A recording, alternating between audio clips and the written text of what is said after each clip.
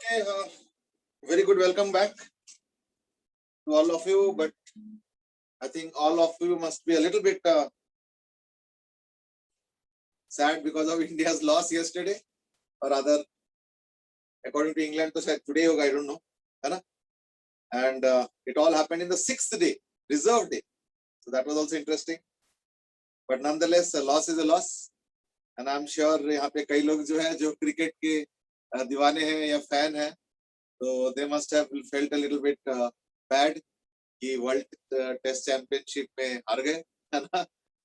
But वैसे honestly speaking I think the better team one. I think that could be said definitely.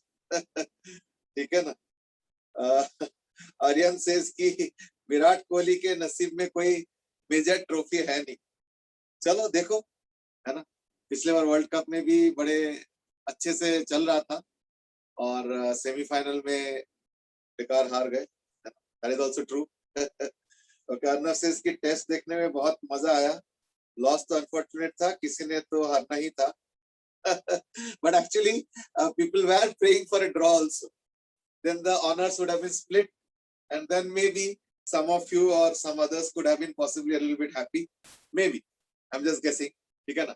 पता नहीं, मैं तो ऐसे guess कर रहा हूँ. ठीक है ना? चलो, so whatever the status is, finally the outcome is that yes, it has been a loss and can't help, है ना?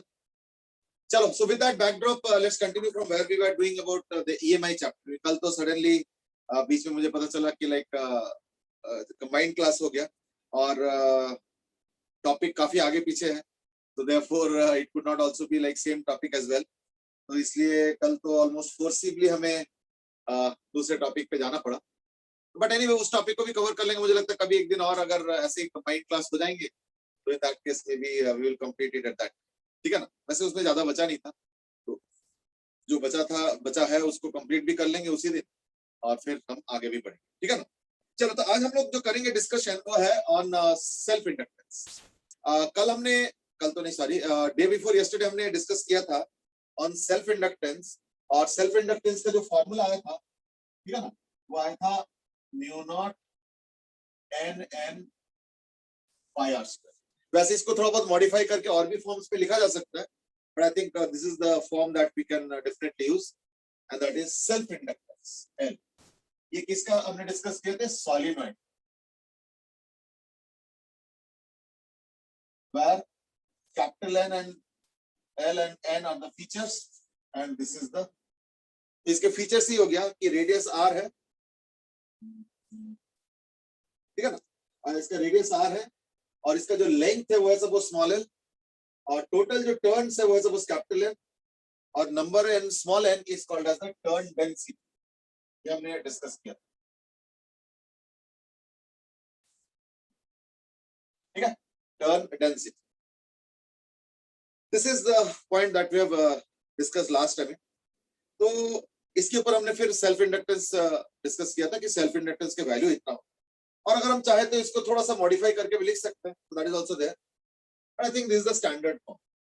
और मॉडिफाई कैसे कर सकते हैं ना, हमें पता है कि small n is equal to n by small n, number of turns पर यूनिट लेंथ. तो स्मॉल n होता है turn density, small n that is equal to capital N by small n. तो उसको हम पुट करके यहाँ पे अलग अलग फॉर्म्स में लिख सकते हैं, but this is the standard. But then there is a question that is इससे यूज क्या है. नाउ इंटरेस्टिंगली ये एक सॉलिनॉइड है और इसका जो है ना प्रॉपर्टी को हम लोग कहते हैं, सॉलिनॉइड को इंडक्टर भी बोलते हैं, और इसके प्रॉपर्टी को हम लोग बोलते हैं इंडक्टेंस. इस केस में हो गया सेल्फ इंडक्टेंस. तो this is also called as inductor. अब देखो क्या क्या हमने करा, रेजिस्टर, कैपेसिटर एंड इंडक्टर, है ना. इनके प्रॉपर्टीज क्या है? रेजिस्टर का रेजिस्टेंस, कैपेसिटर का कैपेसिटेंस और इंडक्टर का इंडक्टेंस. तो इंडक्टर का जो प्रॉपर्टी है that will be called as inductance. क्योंकि इंडक्टेंस दो टाइप का होता है, सेल्फ और म्यूचुअल, इसलिए हमने इसको खास करके बोला है कि ये हो गया सेल्फ इंडक्टेंस.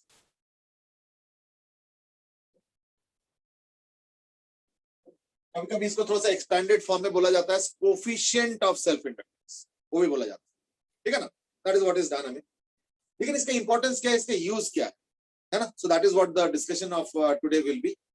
इसका यूज होता है कई जगह सर्किट्स, खास करके ट्यूनिंग सर्किट्स। ट्यूनिंग सर्किट मतलब देखो, जब भी हम लोग नया टीवी खरीदते हैं तो देखा होगा पहली बार हमें ट्यूनिंग करना पड़ता है। या अगर अपने मोबाइल में भी अगर तुम एफएम वाला फैसिलिटी यूज करते हो तो देखना उसमें पहली बार ट्यूनिंग करना पड़ता है। What is this tuning all about? देखो आजकल तो खैर ट्यूनिंग डिजिटल हो गया है, इसलिए ट्यूनिंग में एक्चुअली होता क्या है इसका एहसास ही नहीं हो पाता। सब चिप से हो जाता है, इलेक्ट्रॉनिक सर्किट्स वगैरह से हो जाता है। लेकिन पहले जमाने में जब हम लोग रेडियो यूज करते थे, वो मैकेनिकल वाला, तो जिसमें नॉब घुमा घुमा के हमें चैनल सेट करना पड़ता था वो रेडियो में, उसमें तो एक्चुअली इंडक्टर का रोल बड़ा इंपॉर्टेंट। अब क्या था, that's what we will be probably discussing today, ठीक है ना? Maybe not today, I mean maybe in the next chapter, क्योंकि उसका अगर पूरा अच्छे से समझना है तो आई थिंक नेक्स्ट चैप्टर के लिए थोड़ा वेट करना पड़ेगा। बट एटलीस्ट इसमें एटलीस्ट हम लोग उसका इंट्रोडक्टरी नॉलेज जरूर डिस्कस करें, ठीक है? Now what does this inductance do really? ना मैंने पहले ही बोला कि इसका डेफिनेशन क्या है। Flux is equal to Mi comma Li। अगर म्यूचुअल होगा तो फ्लक्स होगा Mi, और अगर सेल्फ इंडक्टेंस होगा तो फ्लक्स हो गया Li।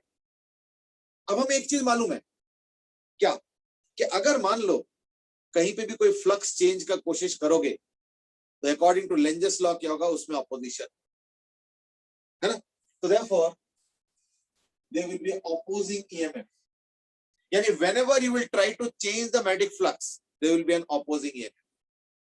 वो ऑपोजिंग ईएमएफ का वैल्यू कितना होता है, minus D phi D. So this will be the opposing EMF generated whenever flux is changed। जैसे हम फ्लक्स चेंज करने की कोशिश करेंगे तो क्या होगा ना, एक ऑपोजिंग ईएमएफ जनरेट, ठीक है? whenever flux is changed एक ऑपोजिंग ईएमएफ जनरेट होगा। ऑपोजिंग ईएमएफ का फॉर्मूला क्या हमने पढ़ा है, Lenz's law, minus D phi dt, तो E is equal to minus of d phi dt। अब म्यूचुअल के केस में माइनस ऑफ Mi dt, मतलब डी dt ऑफ Mi, और सेल्फ के केस में क्या होगा, डी dt ऑफ Li। तो ध्यान रख, यानी इक्वल टू माइनस, ये म्यूचुअल के केस में, और सेल्फ के केस में क्या हो जाएगा, और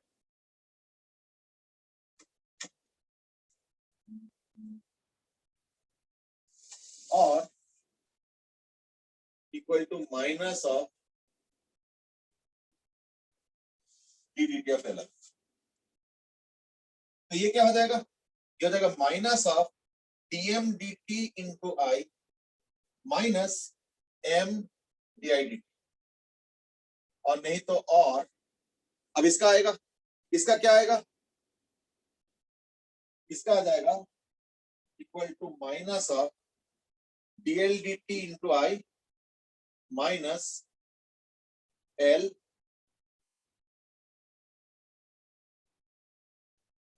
देखो अभी मैंने म्यूचुअल इंडक्टेंस भी, सेल्फ इंडक्टेंस भी लिखा था यहाँ पे, that is mu naught n pi r square. अब जरा इसकी एक्सप्रेशन देखो, और मुझे एक चीज बताओ, क्या इसमें टाइम वेरिंग कुछ है? टोटल नंबर ऑफ टर्न्स, फिर length of the coil of the solenoid, कोई चेंजेबल पैरामीटर तो है नहीं। तो this is basically A geometrical parameter,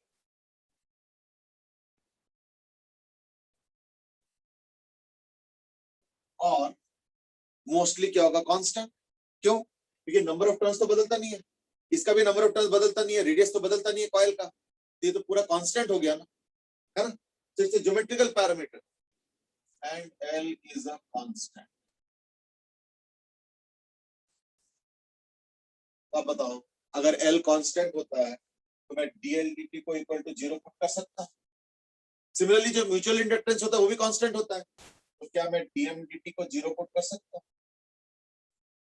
कुछ सोचो, है या नहीं?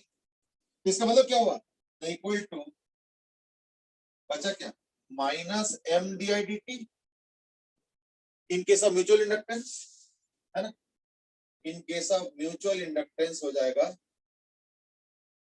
माइनस m di dt, और सेल्फ इंडक्टेंस में क्या हो जाएगा,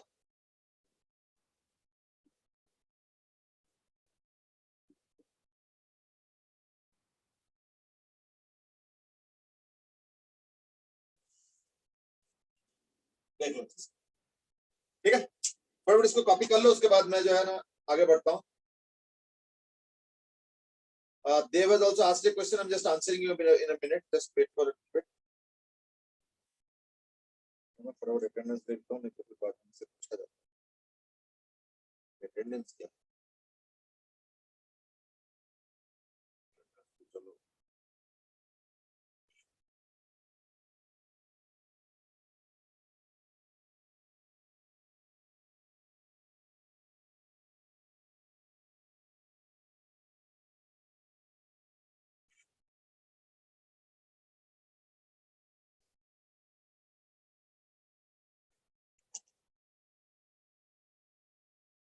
now there are some questions. I mean, one question. Let me take up that question, and that is, क्या ये सिर्फ सोलिनॉइड का केस है या in general?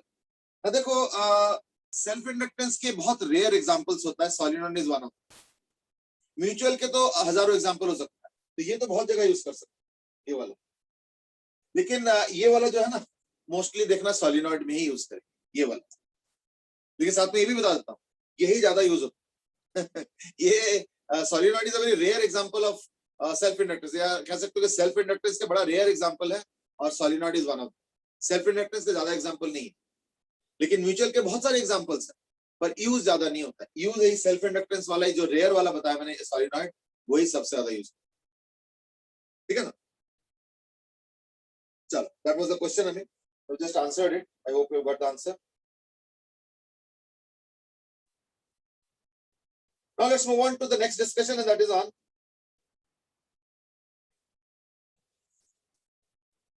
how it really works.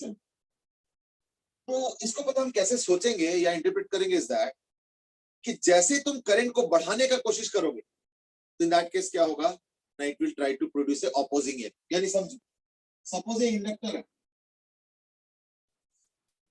And let's say there is a increasing I. यानी समझो, इसका मतलब इस कॉइल के थ्रू करंट बढ़ता जा रहा है, तो उसको इंडक्टर ऑपोज करेंगे। क्यों? क्योंकि अगर करंट फिक्स्ड है तब तो फ्लक्स भी फिक्स्ड है, क्योंकि फ्लक्स क्या होता है, एल आई। एल फिक्स होता है, geometrical parameter L, it's a constant. तो आई भी सपोज तुमने मेंटेन किया है कांस्टेंट, तो एल आई कांस्टेंट, तो कोई ऑपोजिंग ईएमएफ नहीं। लेकिन अगर आई को इंक्रीज करोगे तो क्या होगा, ऑपोजिंग ईएमएफ प्रोड्यूस होगा। ऑपोजिंग ईएमएफ का मतलब क्या होता है, ये जो करंट इंक्रीज कर रहा है, इसको इंक्रीज नहीं करने देना चाहता है इंडक्टर, तो क्या करेगा, वो उस करंट को अपोज करेगा। अपोज करने का मतलब क्या होता है, एक ईएमएफ जनरेट करेगा, कितना, minus L D T. Minus का क्या सिग्निफिकेंस है, कि वो करंट के ऑपोजिट होता है। यानी मैं इसको लिखूंगा that this is equivalent to a cell of EMF is equal to magnitude of LDIT. हाँ, you might say नहीं, लेकिन EMF तो माइनस LDIT होता है, आपने मॉड क्यों लगा दिया? तो हमने इसको अपोजिंग करने वाला दिखा दिया ना, ये सेल तो इस तरफ है ना, तो इस करंट के इंक्रीज को अपोज करना है, that's it. ठीक है ना? So that's how we are supposed to interpret this. कि एक इंडक्टर एक सेल की तरह बिहेव करेगा। अब वो वेरिएबल भी हो सकता है, कांस्टेंट भी हो सकता है, वो तो करंट के ऊपर। एक बट एक सेल की तरह बिहेव करेगा, और जो भी तुम चेंज करना चाहते हो उसको अपोज करेगा। जैसे अगर करंट को इंक्रीज करना चाहते हो, तो this will B equivalent like this with the magnitude of this. अब ये मैग्नीट्यूड फिक्स भी हो सकता है, वेरिएबल भी हो सकता है, वो तो डीआईडीटी पे डिपेंड करेगा, है ना, वो तो डीआईडीटी पे डिपेंड करेगा। That's the first thing. Second, suppose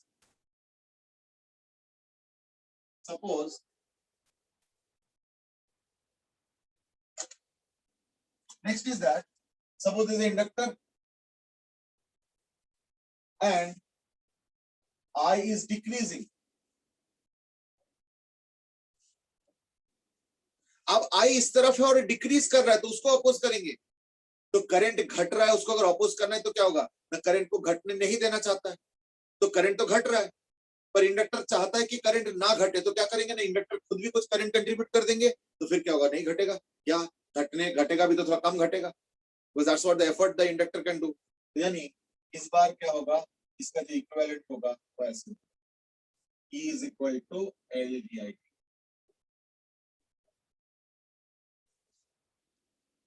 mod में इसलिए लगा रहा हूं क्योंकि देखो, सेल का जो ईएमएफ होता है ना, उसमें हम लोग साइन नहीं लगा।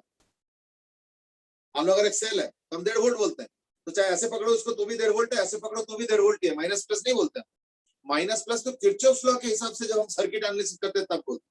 सेल को पकड़ के हम प्लस माइनस नहीं बोलते। Cell is 2 volt, cell is 1 volt, cell is 0.5 volt, plus minus हम नहीं बोलते हैं। जब किरचॉफ लॉ भी जरूर बोलता है, बिकॉज वहां पे तो हम ट्रैवलिंग भी कर रहे हैं, यहाँ तो सिर्फ पकड़ के रखे, अब क्या प्लस माइनस, है ना। तो वो चीज है। तो therefore this is how the inductor behaves in a circuit. यानी इंडक्टर का पिक्चर में आना कब होगा? जैसे तुम करंट को बदलने का कोशिश करो। अगर मान लो करंट को बदलने की कोशिश नहीं करोगे तो इंडक्टर पिक्चर में ही नहीं आएगा। That's precisely what is going to happen. ठीक है ना। चलो, तो मैं इसके ऊपर एक छोटा सा क्वेश्चन देना चाहूंगा,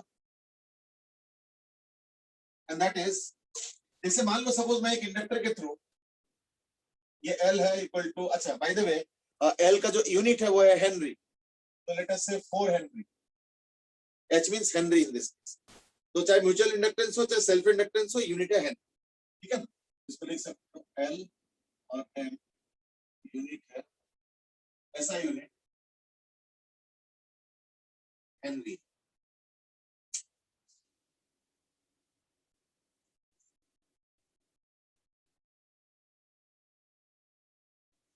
अब इसमें जो बैटरी का डायरेक्शन होगा ना इस केस में, ये दो हो सकता है।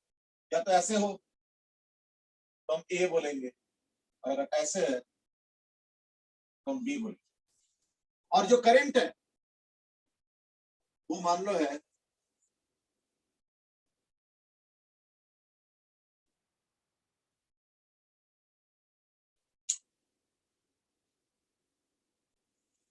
तो तुमको बताना है, तो तुमको बताना है कि ये जो इंडक्टर है, ये जो इंडक्टर है ना, दिस इंडक्टर है is equivalent to EMF of how much and orientation, ये है या बी है, at t is equal to 0, t is equal to 1, t is equal to 2 and t is equal to 5.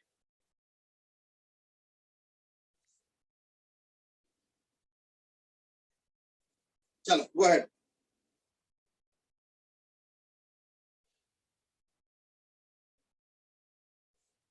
यानी इस inductor का मैं equivalent cell निकालना चाहता हूं। ई मींस इक्विवेलेंट सेल का ईएमएफ। आप बताना शुरू करो।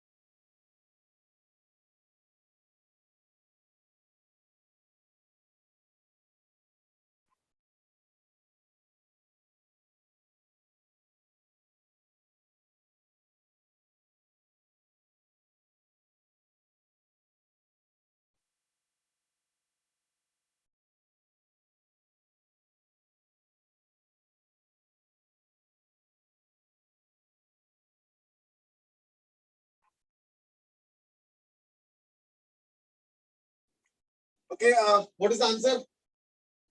Equivalent cell of this inductor at t is equal to 0, t is equal to 1, t is equal to 2, t is equal to 5. जल्दी आंसर बताओ। Saksham has just given an answer and that is 0, 48, 48 का B, 0, 180 का A. Okay, that's the answer from Saksham. What about others?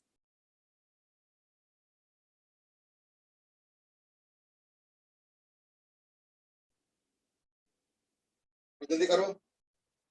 Keta was also given exactly the same answer. Aditya has given the same answer, but नहीं, थोड़ा सा अलग है।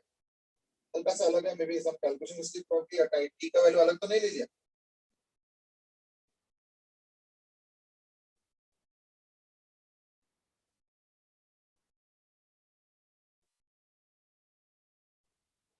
अच्छा नहीं, केतब के भी आंसर थोड़ा अलग है। Sagarika has given a different answer to the first question. Okay, सोम के आंसर बाकियों से थोड़ा बहुत मैचिंग है। Partha has given, Rishabh has given, Aryan, सक्षम, अब सक्षम ने अब आंसर चेंज कर लिया। चलो ठीक है, तो पहले तो हम DIDT निकालेंगे। तो DIDT कितना आ गया? 12 t स्क्वायर माइनस 24 t। तो DIDT हो गया 12 t स्क्वायर माइनस 24 t। तो अगर मैं इसका वैल्यू देखता हूं तो क्या है?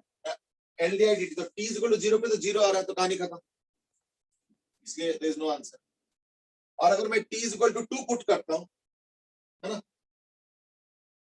t is equal to 2 put करता हूं तो ये हो गया 48 और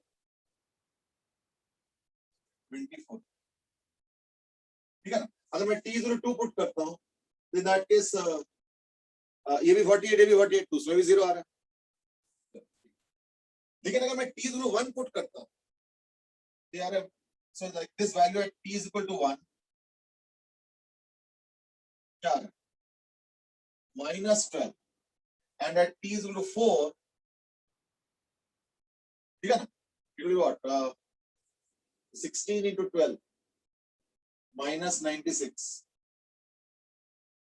ठीक है ना, which is actually सर 5 पर निकालना। अच्छा हाँ सॉरी 5, ठीक है ना, यानी 5 into 12 that is sorry 25 into 12 and that is 300 minus 120, है ना, तो 25 into 12 is 300 minus 120 तो यानी 180। अच्छा लेकिन ये आया क्या? ये LDIDT आया, सॉरी DIDT आया, हमें L से मल्टीप्लाई भी तो करना है। तो L कितना है ना, 4 है, तो ये हो गया 48, यानी इसका आ गया, therefore E आ गया -48 और इसका आ गया E is equal to 720, यानी एक तो 48 आ गया और एक 720 आ गया, यहाँ तक तो आ गया। चलो ठीक है, 48 और 720 तो खैर कईयों का आंसर है, कईयों का थोड़ा अलग भी है, तो लाइक वो एक बार ठीक कर लेना। जसराज ने जैसा भी करेक्शन भेजे, पहले जसराज के थोड़े से कैलकुलेशन मिस्टेक थे शायद, ठीक है।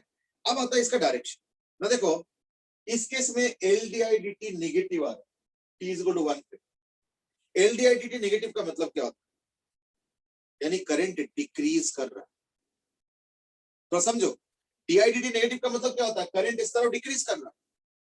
DIDT अगर नेगेटिव आ रहा है, ये देखो t is equal to DIDT negative, DIDT negative तो करंट डिक्रीज कर रहा है, तो करंट अगर डिक्रीज करता है तो बैटरी क्या करेगा? उसी डायरेक्शन में और करंट को पुश करने की कोशिश करेगा। ये कौन सा डायरेक्शन हो गया? बी हो, ठीक है, therefore पहले वाले का हो गया बी। और इस केस में देखो T05 पे DIDT का LDIDT का मतलब DIDT is the main thing, DIDT ही असली है, DIDT 180 आ रहा है, तो DIDT 180 का मतलब क्या होता है? इस डायरेक्शन के करंट बढ़ता जा रहा है, तो उसको अपोज करना है, यानी करंट ऑपोजिंग EMF इस तरफ जनरेट होगा, यानी ये इस तरीके के सेल के बिहेवियर दिखाएंगे, यानी ये तो 48 का बी, और ये तो खैर 0 हो गया, 40 मतलब T01 पे 48 बी और T05 पे 720 ए। अब मैं जरा चेक करूं 48 बी और 720 ए, ठीक है। Partha has given the answer, Som has also given, Sagarika थोड़ा सा कैलकुलेशन मिस्टेक है, आदित्य तुम्हारा एक कैलकुलेशन मिस्टेक है, केतव के ए और बी उल्टा हो गया, बाकी तो सही है। सक्षम तुम्हारे सेकंड का आंसर गड़बड़ा रहा है, पर आई थिंक बाद में सक्षम ने से ठीक कर लिया,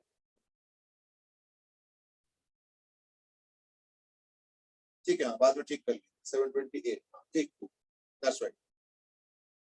चलो जसराज ने भी बाद में करेक्शन करके ठीक कर लिया था, पर जसराज तुमने वो ए बी नहीं भेजे, तो देखो ए बी का अच्छे से इंटरप्रेट करना, क्योंकि वही मेन चीज हो जाएगा। क्योंकि सर्किट के अंदर जब किरचॉफ लॉ लगाओगे तो अगर तुमने सेल का डायरेक्शन पलट दिया तब तो आंसर गलत आएगा, है ना। मान लो एक सर्किट है और उसके अंदर तुमने इंडक्टर का जो ईएमएफ वाला पार्ट है, उसमें अगर सेल जो इक्विवेलेंट सेल है ईएमएफ का, है ना, जो इंडक्टर का जो इक्विवेलेंट सेल वाला जो ईएमएफ है वो अगर उल्टा कर दोगे तो दैट केस तो आंसर गलत है ना, क्योंकि ओवरऑल तो उसमें साइन कन्वेंशन लगा के सॉल्व करना पड़ता है, so that you cannot you know this thing है ना। चलो ठीक, so that's the first thing, and that is about inductor behavior, है ना।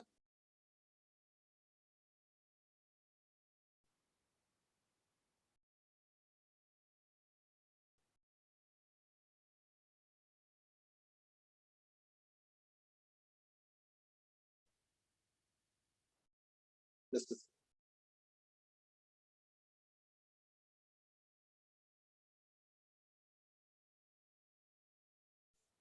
चलो, तो लेट्स नाउ प्रोसीड कि इसका रोल क्या है ना, तो देखते हैं इसका रोल क्या होता है।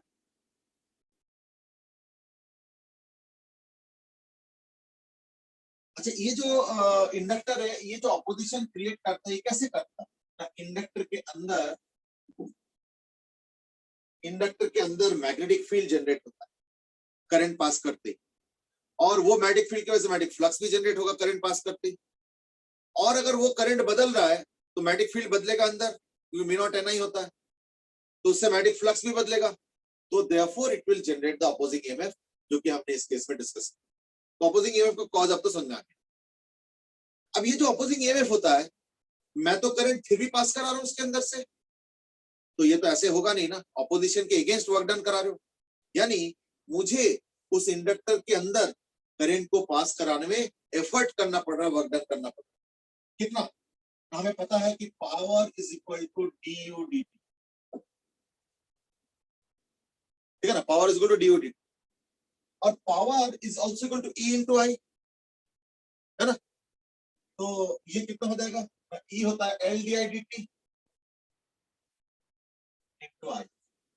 ये क्या हो रहा है, जैसे जैसे तुम करंट को चेंज करोगे ना, ठीक है ना, तो उससे पावर का रिक्वायरमेंट होगा, क्यों, कि बिना पावर को तुम चेंज नहीं कर पाओगे, क्योंकि इंडक्टर ऑपोज कर रहा है, उसके बाद भी मैं पावर मतलब करंट को बदल रहा हूँ, so I have to do some effort, so I have to do some power also, yeah, I have to give some power also। तो पावर वैसे तो होता है rate of change of energy D dt, पर इस case में मुझे minus L D I D T के खिलाफ वर्क डन करना पड़ रहा है, तो इसलिए मुझे कितना वर्क डन करना पड़ रहा है उसके करंट को बदलने के लिए, ई आई यानी L D I D T into I, that is my work done. My मतलब एक्सटर्नल जो भी एजेंसी वगैरह जो भी है, जो भी करंट को बदलने का रोल प्ले कर, तो देयरफॉर dt dt कैंसिल हो गया, यानी du is equal to l i d i, यानी u हो जाएगा l into i d i integration, यानी equal to l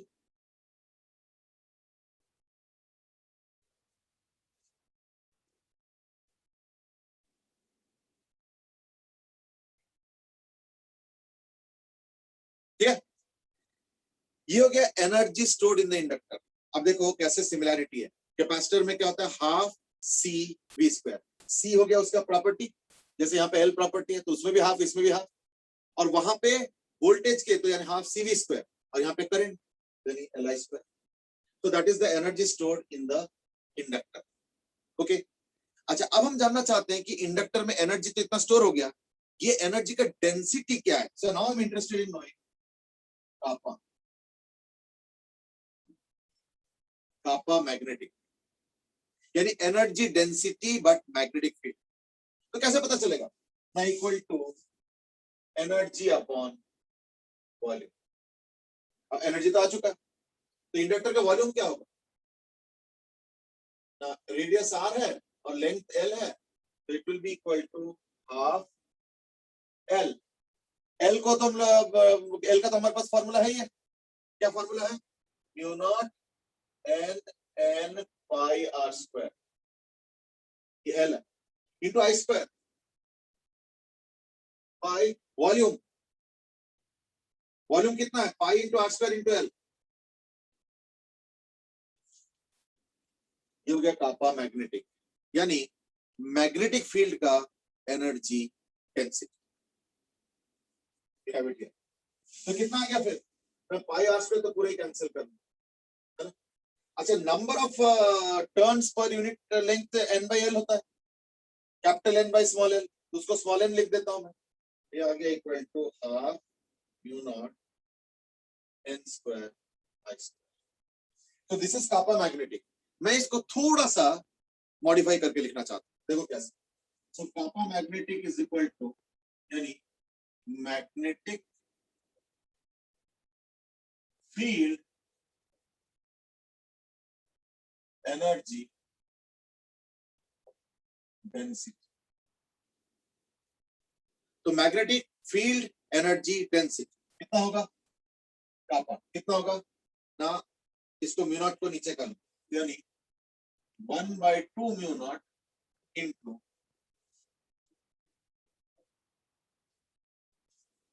but what is mu not है ना, is it the magnetic field है या नहीं? तो therefore kappa magnetic is equal to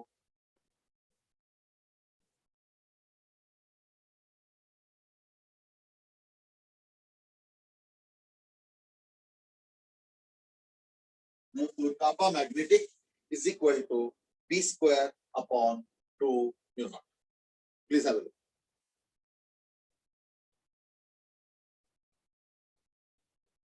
ठीक है, प्लीज हैव अ लुक। अब जरा इसका सिमिलैरिटी देखो, कापा इलेक्ट्रोस्टैटिक्स क्या होता है, कापा इलेक्ट्रिक क्या होता है,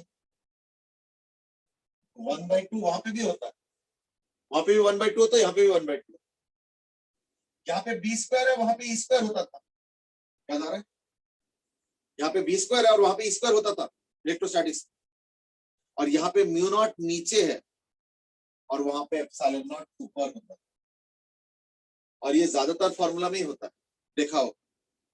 जैसे मैग्नेटिक में क्या कांस्टेंट क्या होता है, mu naught by 4 pi, mu naught numerator में होता है, और इलेक्ट्रोस्टैटिक्स में क्या 1/4 पाई एप्सिलॉन नॉट, देख रहे हो, मैग्नेटिक में म्यू नॉट बाय 4 पाई, तो 4 पाई देखो इलेक्ट्रोस्टैटिक्स में भी है, 4 पाई देखो मैग्नेटिक में भी, पर मैग्नेटिक में म्यू नॉट ऊपर है और इलेक्ट्रोस्टैटिक्स में एप्सिलॉन नॉट नीचे। तो अगर मैं कांस्टेंट्स को कंपेयर करूं तो मैग्नेटिक में होता है म्यू नॉट बाय 4 पाई और इलेक्ट्रोस्टैटिक्स में देखो 1/4 पाई एप्सिलॉन नॉट, ये देख रहा हूं म्यू नॉट न्यूमरेटर में और एप्सिलॉन नॉट डिनोमिनेटर में, इसलिए कई सारे फार्मूले में ये चीज रिफ्लेक्ट होती है। इलेक्ट्रोस्टैटिक्स में किसी एक फार्मूला में जहां एप्सिलॉन नॉट है उसको 1/म्यू नॉट कर लो और इक्विवेलेंट कर दो, जैसे चार्ज और करंट, मतलब इक्विवेलेंट चार्ज इलेक्ट्रोस्टैटिक्स का करंट मैटर्स, तो देखना काफी सारे फार्मूला में काफी मेल खाता है, यानी काफी सारे फार्मूला सिमिलर होता है। तो therefore we are seeing that there is a lot of symmetry, and therefore in electrostatics E square, magnetic B square, half is there, half is there, but in electrostatics epsilon naught is in the numerator और यहाँ पे mu naught denominator, बस इतना ही difference, rest is the same, ठीक है ना। चलो तो लेट्स नाउ प्रोसीड। तो पहले तो हमने एनर्जी के बारे में पढ़ा है ना, पहले हमने एनर्जी के बारे में पढ़ा and that came out to be half Li square. फिर हमने एनर्जी डेंसिटी के बारे में पढ़ा and that is b square by 2 mu naught, ठीक है ना।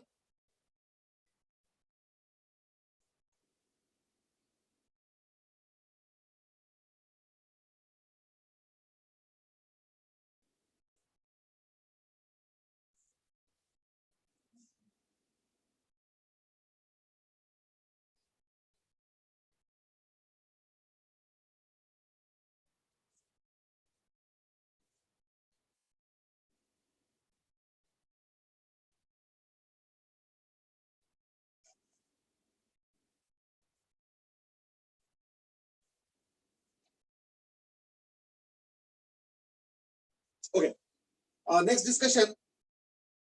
discussion is on what will happen, let's say if I put or let's do one thing, let's solve a question based on this first. Suppose हमारे पास दो current carrying conductor,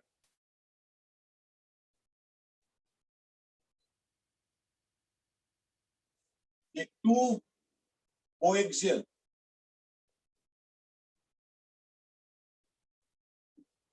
hollow cylinders आते हैं, एक का radius r1, एक का radius r2। to find out magnetic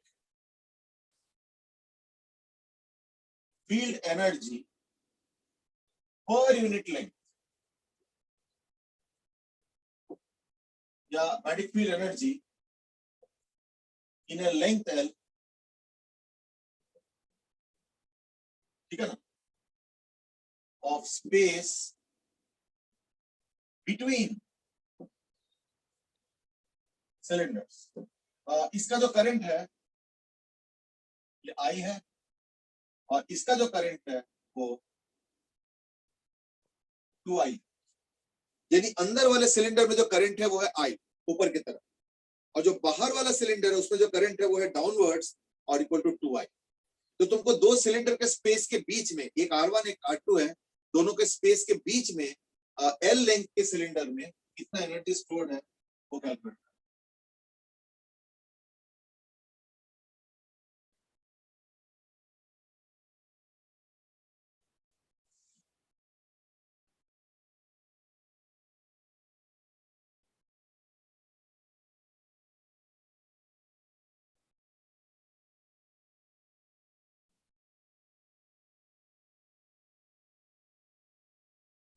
चलो find out करो फटाफट।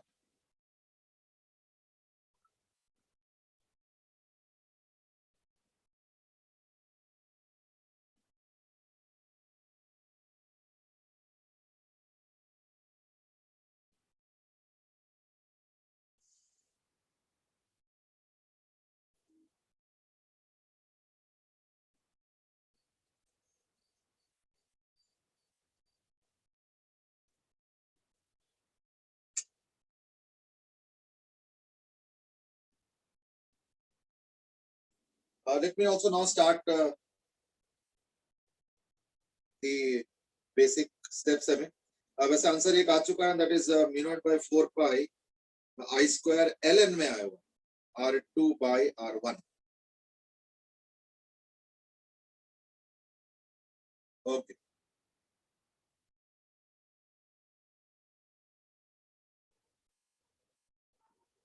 ठीक है, let me start now. First of all, let's find out the magnetic field at a distance smaller from the center. Here. वो तो हमें पता है म्यू नॉट। अच्छा, यहाँ पे जो मैग्नेटिक फील्ड बनेगा ना वो सिर्फ आई करंट की वजह से बनेगा, कोई 2i और एक हॉलो सिलेंडर। तो 2i वाला जो हॉलो सिलेंडर है उसके अंदर कोई मैग्नेटिक फील्ड का कंट्रीब्यूशन नहीं। तो कंट्रीब्यूशन किसका होगा? सिर्फ अंदर वाले सिलेंडर। हाँ, अगर दोनों सिलेंडर के बाहर देखोगे तब तो दोनों के कंबाइंड इफेक्ट हो, पर अगर दोनों सिलेंडर के अंदर देखोगे बीच वाले स्पेस पे तो सिर्फ अंदर वाले सिलेंडर का मैग्नेटिक फील्ड रोल प्ले करेगा, बाहर वाले के वजह से मैग्नेटिक फील्ड अंदर नहीं होता। So there was actually only one contributor to magnetic. चलो तब तो क्वेश्चन आसान हो गया। I don't even need to do much of vectors also, है ना। तो मैग्नेटिक फील्ड हो गया mu naught I by 2 pi are.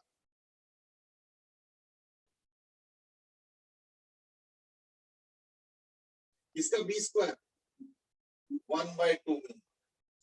ये आ गया density, magnetic field energy density. अब हम एक काम करते हैं, यहां से अगर एक स्मॉलर लेंथ का स्मॉलर रेडियस का एक पतला सा थिकनेस लेता हूं dr,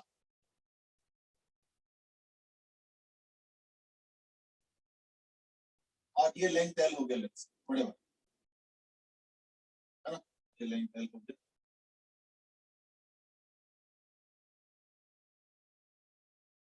जो भी है समझ में आ गया होगा। तो इस पतले से जो सिलिंड्रिकल एक सेक्शन लिया मैंने वो क्या होगा, इसका वॉल्यूम क्या होगा? अगर मैं इसको खोल देता हूं, इसका लेंथ आ गया 2 पाई आर, ब्रेड्थ आ गया l या हाइट आ गया l और थिकनेस dr, तो 2 पाई आर l d आया, ये हो जाएगा इसका वॉल्यूम।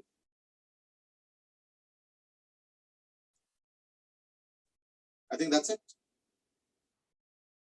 Now it's simple. कैसे?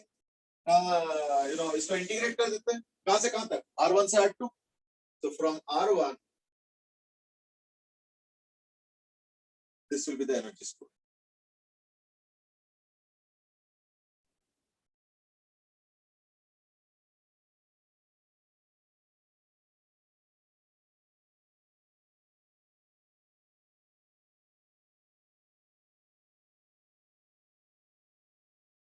ठीक है, देख लो अच्छे से। I hope that's okay. अब इसको सोल्यूशन अगर मैं करता हूं तो दैट केस 2 पाई का होल स्क्वायर, एक 2 पाई कैंसिल होगा तो 2 पाई और एक 4 pi is equal to mu naught square, तो म्यू नॉट हो जाएगा एक 4 पाई आएगा, एक l आएगा, आई स्क्वायर आएगा।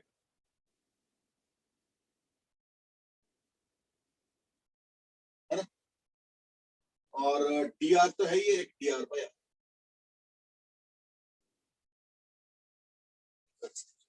यानी mu naught li square by 4 pi यानी mu naught i square l by 4 pi है ना mu naught i square l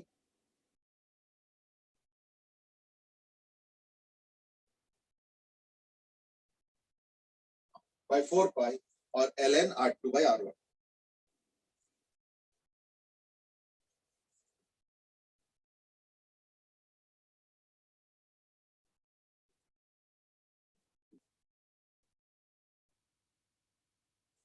ये देखिए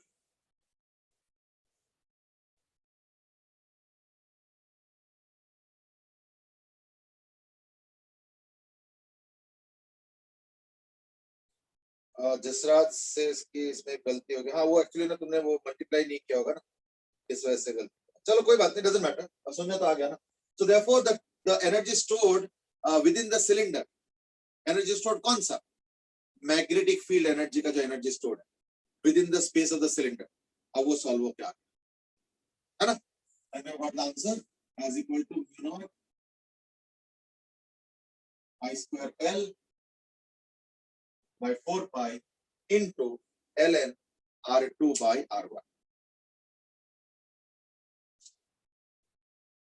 ठीक है I hope that's okay now चलो तो now let's look at a little bit more investigation on into the inductor part अब inductor पे थोड़ा सा और इन्वेस्टिगेट करते हैं तो पहले तो हम समझने की कोशिश करेंगे कि इंडक्टर करता क्या है ना in a circuit in a circuit the inductor will always try to oppose any change अब जरा सोचो अगर मान लो मैं एक सर्किट बनाता हूं ऐसे करके है ना मान लो रेजिस्टेंस के साथ और एक स्विच ऑन करता हूं तो suppose this S is put on at t is equal to t naught तो अगर मैं I वर्सेस t डायग्राम बनाऊंगा तो कैसे है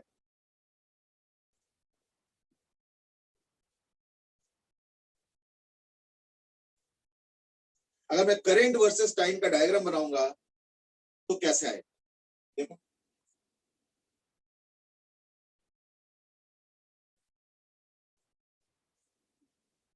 this is what is going to happen for current versus t diagram है या नहीं अब देखो इससे फायदा क्या हो रहा है या फायदा तो नहीं बोलूंगा मतलब इसमें स्पेसिफिकेशन क्या हो रहा है देखो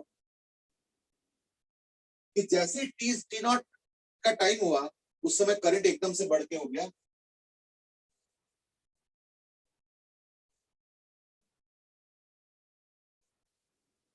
यानी करंट क्या हुआ 0.00000 एकदम से e by r कांस्टेंट यानी at t is equal to t not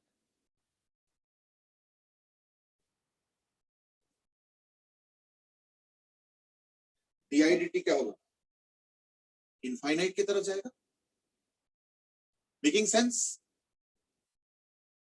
है या नहीं तो di dt will become what infinite अब बताओ अगर मान लो di dt इनफाइनाइट होता है तो L di dt भी इनफाइनाइट होगा यानी इनफाइनाइट ऑपोजिशन क्रिएट हो जाएगा अगर इंडक्टर भी साथ में रखोगे तो ये इंडक्टर क्या करता है ना ऑपोजिंग ईएमएफ प्रोड्यूस करता है L di dt so there will be infinite opposition यानी करंट को बिल्डअप करने ही नहीं देगा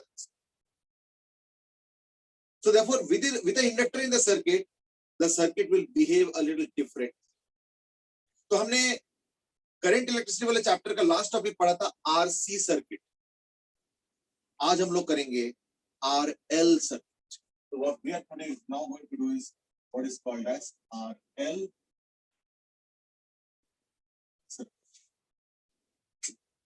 तो आरएल सर्किट करने के पहले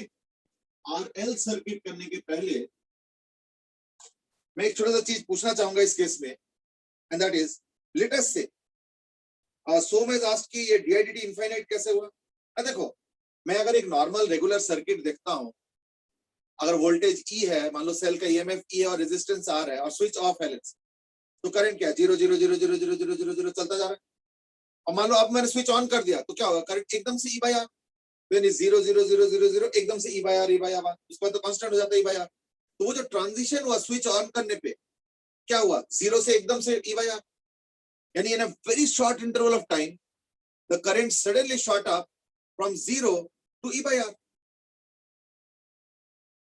तो यानी टाइम इंटरवल लगभग 0 और करंट का वैल्यू 0 से बन गया ई बाई आर, तो नेचुरली फिर डीआईडीटी तो टेंडिंग टुवर्ड्स इंफिनिटी हुआ है ना। So therefore DIdt what tends to infinity. That's what we are saying. और ये हो रहा है इस केस में। तो therefore इस केस में इनफाइनाइट ऑपोजिशन क्रिएट होगा अगर मैं इंडक्टर भी साथ में रखूंगा तो, है ना। So that is something that we can presume हमें। तो therefore इंडक्टर रहते ही सर्किट में थोड़ा बिहेवियरल चेंज आ जाएगा। अब क्या आ जाएगा वो तो खैर इतना फिजिक्स में तो इससे तो बताना मुश्किल है, कुछ ना कुछ मैथमेटिक्स तो हमें एम्प्लॉय करना पड़ेगा, but at least we have understood this much कि हाँ कुछ ना कुछ चेंजेस तो है। अब देखते हैं क्या चीज। तो इसके लिए मैं एक काम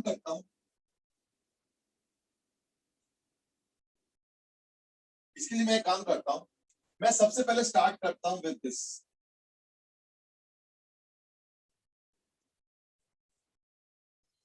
सपोज मैं एक इंडक्टर यूज कर रहा हूं, तो यानी क्या हो रहा है, ये हो गया प्योर इंडक्टिव डीसी सर्किट।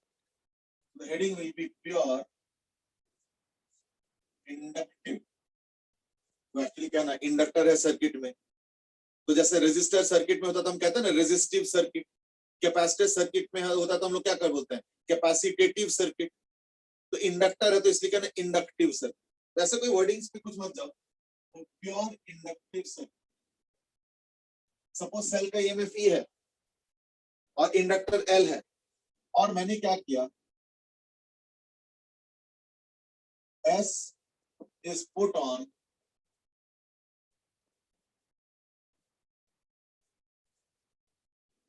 अब इसमें बताओ क्या होगा, अब इसमें बताओ क्या होगा।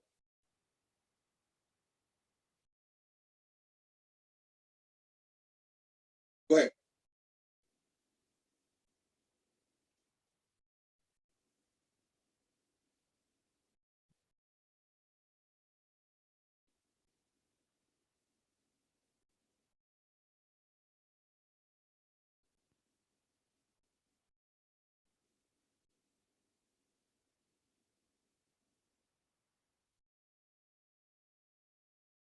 So my question is, maybe you can draw the I versus T graph.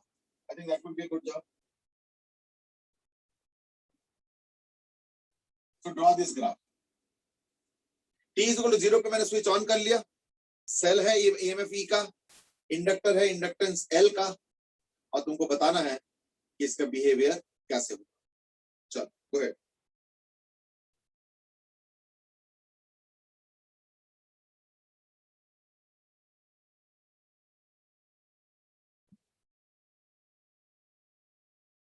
अब देखो Ansh, what you have given as answer is कि इसमें कोई करंट ही नहीं फ्लो। चलो ठीक है, let us say there is no current flow. तो अगर कोई करंट फ्लो ही नहीं कर रहा है यानी आई इज इक्वल टू 0 आ गया। अगर आई इज इक्वल टू 0 होगा तो डीआईडीटी भी 0 होगा, तो जो इंडक्टर का ऑपोजिशन होगा एल डीआईडीटी वो भी 0 हो गया, यानी ऑपोजिशन है ही नहीं। अब सेल है, ऑपोजिशन नहीं है, रेजिस्टेंस 0 है, तब तो करंट इनफाइनाइट हो जाएगा।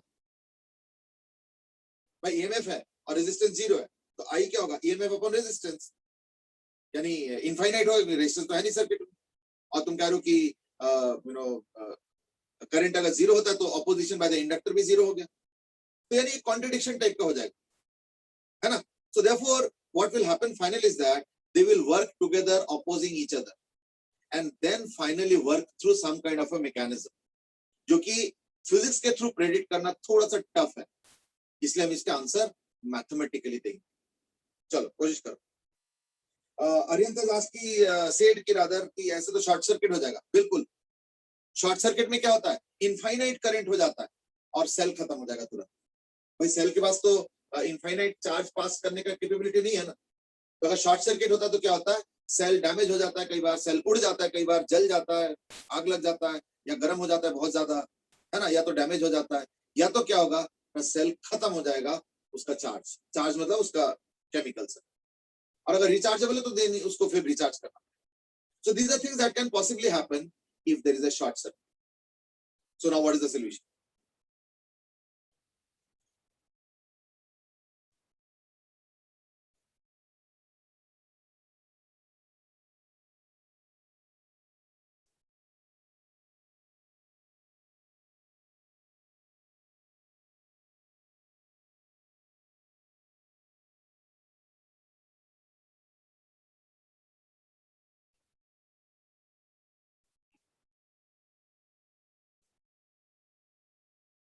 Okay.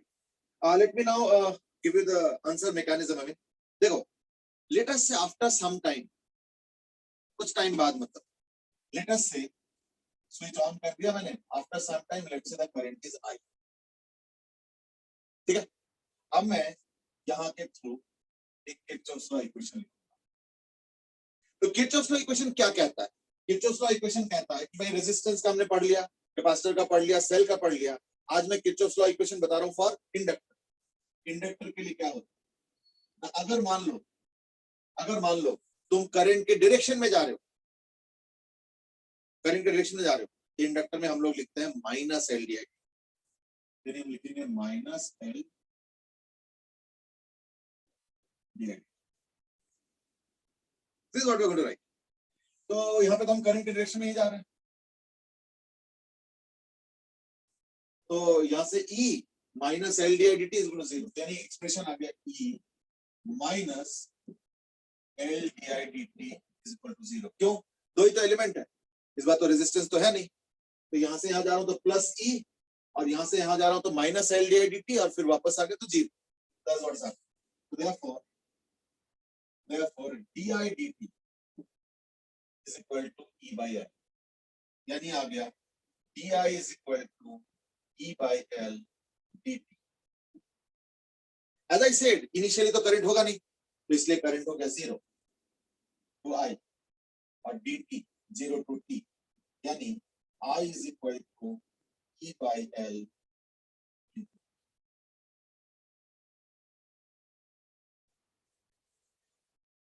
यानी इसमें फाइनल आउटपुट क्या आ रहा है?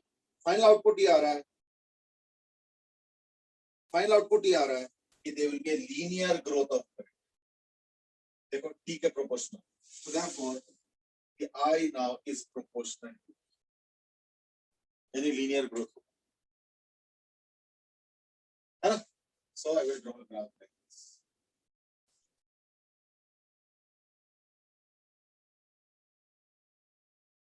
अब वो कितना फास्ट होगा, ऐसे होगा या ऐसे होगा या ऐसे होगा, दैट आई डोंट, वो तो डिपेंड करेगा कि E by L का वैल्यू क्या है, उसके बेसिस पे क्या होगा, वैसे करंट अब ग्रोथ करना शुरू करेगा, यानी बढ़ना शुरू।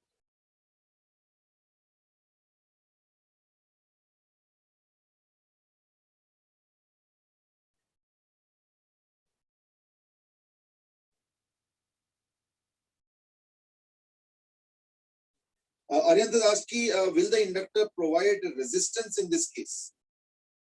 Actually, I would not use the word resistance so easily, but yes, if you are meaning to say resistance in the form of opposition, yes, it produces opposition, but not of the kind provided by the resistor, ठीक है ना? क्योंकि ये actually opposition produce कर रहा है by providing some kind of a voltage in the opposite direction. In that sense, it is opposite, but not by offering resistance in the sense of physical resistance to flowing charge. ना, बस ये battery की तरह behave करेगा उल्टे direction, उल्टे direction in the sense की जिस तरफ DIDT का है उस सेंस। तो अगर करंट बढ़ता जा रहा है तो उसको अपोज करेंगे, करंट अगर घटता जा रहा है तो उसी डायरेक्शन में एक वोल्टेज क्रिएट करते हैं। That's the sense of opposition that the inductor has. तो इसलिए resistance is not a very easy word to use हमें, क्योंकि रेजिस्टेंस में पावर डिसिपेशन, और अगर इंडक्टर प्योर इंडक्टर है तो उस तरीके से पावर डिसिपेशन नहीं हो रहा, सिर्फ एक वोल्टेज क्रिएट कर रहा है, ठीक है ना? तो ये सब तमाम चीजें हैं, है ना? Therefore, it's little difficult to use words like resistance and all. I would rather better avoid using those strong words, ठीक है ना? चलो, तो यानी अभी ये पता चला कि प्योर इंडक्टिव सर्किट में क्या होगा, वो तो पता चला। अब हम बात करेंगे अगर मान लो RL सर्किट होगा तो क्या, ठीक है ना? RL सर्किट अगर होगा तो क्या, चलो देखते हैं।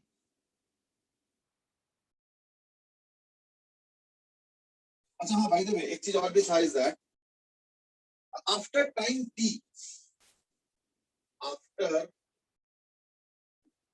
Time t, find energy stored in the inductor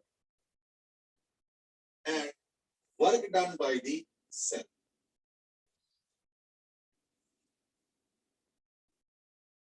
Find out the total work done by the cell in time t and also energy stored by the inductor after time. दोनों निकाल, because there is some comparison that I would like to do. ठीक है, जल्दी करो.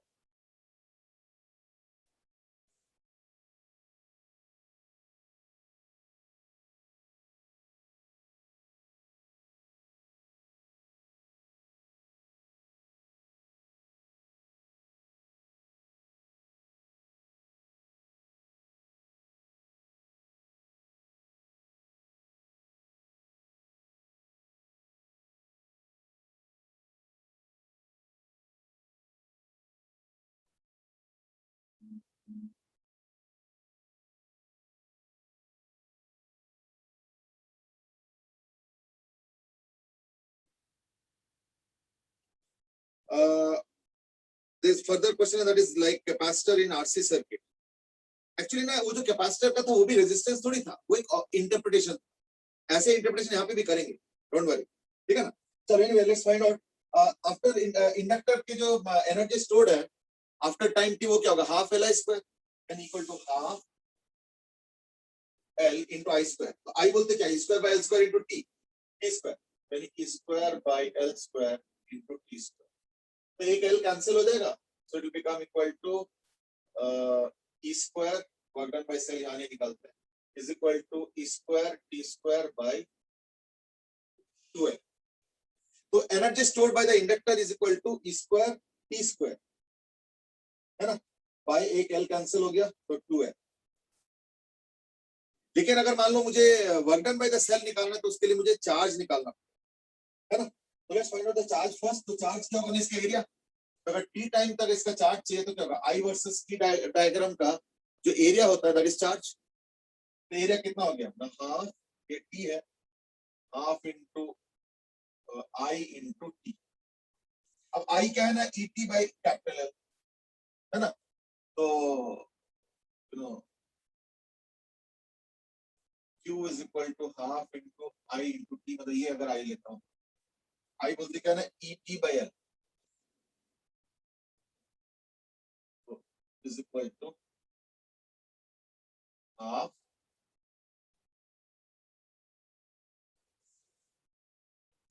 T by L.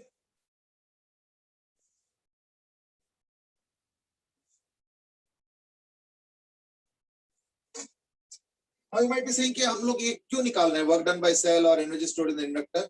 उसके पीछे reason है, अभी जस्ट मैं करता हूँ फिर देखता हूँ. तो ये हो गया चार्ज. चार्ज क्या होगा? Half of current. तो करंट कितना हो गया ना? ET by L, sorry ET by L और इनटू टी, है ना. इसका एरिया इसके लिए हाफ बेस ऑल्टीट्यूड. तो ऑल्टीट्यूड तो ईटी बाय एल है, बेस हो गया टी, तो चार्ज आ गया ई. देन ही चार्ज आ गया equal to E T square by 2L. ये चार्ज फ्लो आ गया. तो work done by the cell क्या होगा ना? Charge flow into voltage. therefore work done by the cell is equal to Q into V is equal to Q तो आ चुका है और E भी हो गया, then ये हो गया E square T square by 2L. अब इससे मुझे क्या पता चल रहा है? इससे मुझे ये पता चल रहा है कि देखो अगर ये प्योर कैपेसिटेटिव सर्किट होता तो याद करके देखो 50% एनर्जी लॉस हुआ था, याद आ रहा है. पर यहाँ पे कोई एनर्जी लॉस नहीं. यहाँ पे जैसे जैसे सेल अपना काम करता जा रहा है तो उससे करंट चलो इंक्रीजिंग हो रहा है, वो तो चलो ठीक है, करंट इंक्रीजिंग हो रहा है, करंट इंक्रीजिंग हो रहा है, that's okay. I mean but यहाँ पे कोई एनर्जी लॉस नहीं हो. क्या हो रहा है? बैटरी जो जो काम करता जा रहा है वर्क डन, वो जो है ना इंडक्टर में स्टोर होता जा रहा है. That is what is happening. ठीक है. So as the battery is working, I mean, so as the battery is continuously working, the entire energy or the work done by the battery or the cell is being stored in the inductor. तो यानी यहाँ पे capacitive और inductive behaviour में अंतर है ना. Capacitive और इंडक्टिव बिहेवियर में अंतर. क्या अंतर है? अगर प्योर कैपेसिटेटिव सर्किट होता तो आधा लॉस होता, यहाँ पे 0% loss. So therefore we can say 0% loss of energy. तो देखो ऐसे नहीं कि कैपेसिटेटिव और इंडक्टिव का हर चीज बराबर है, ऐसे नहीं है. और वैसे भी देखो कैपेसिटेटिव में कहीं पे भी लीनियर ग्राफ नहीं है ना, और यहाँ पे ग्राफ लीनियर है. So that is obviously another difference. These are the differences that make it different from inductive circuit, sorry, capacitive circuit and inductive circuit. they are little different. ठीक है, चलो. So next thing online, let's proceed.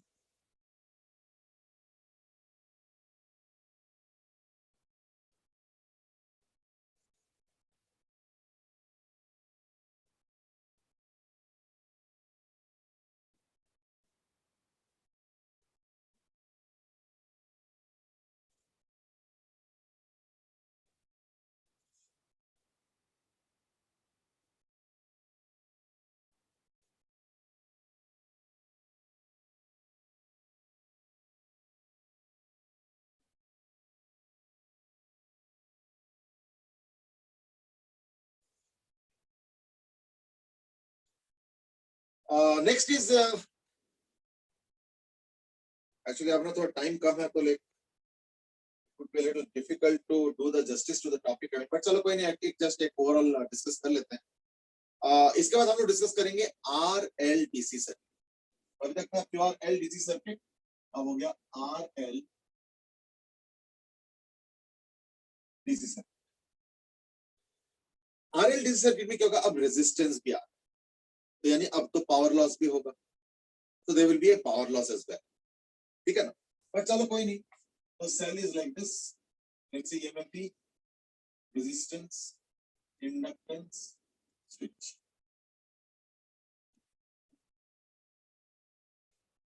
As usual, let's say we are putting the switch on at t is equal to 0. S is put on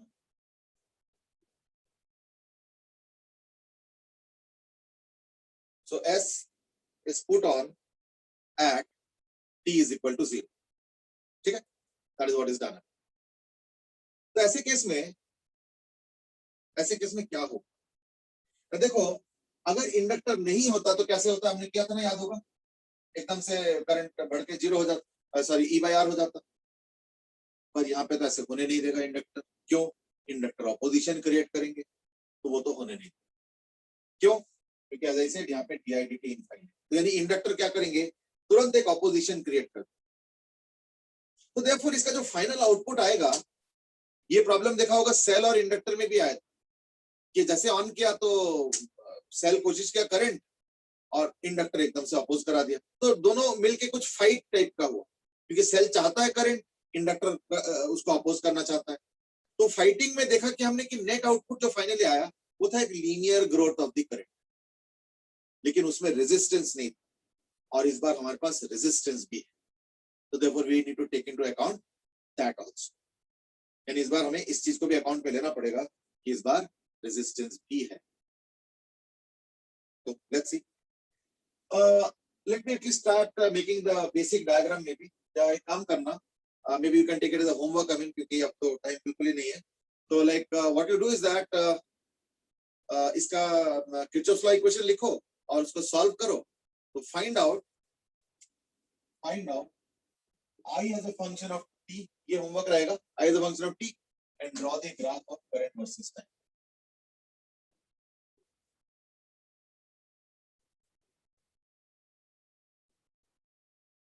तो जैसे तुम I का expression निकालोगे I versus t का में, I think you can draw the graph as well, है ना. तो ये होमवर्क रहेगा. ओके, चलो ठीक है, आज हम लोग इतना ही डिस्कस करेंगे. We had time enough only for this much, and that is on how the current will behave in case of an inductor being present in a circuit. एक आंसर आया है, सोम ने दिया, नहीं अरियंत ने दिए. अच्छा, आई थिंक शायद वो पिछले वाले का एनर्जी या कुछ इसका आंसर है ना. चलो ठीक है,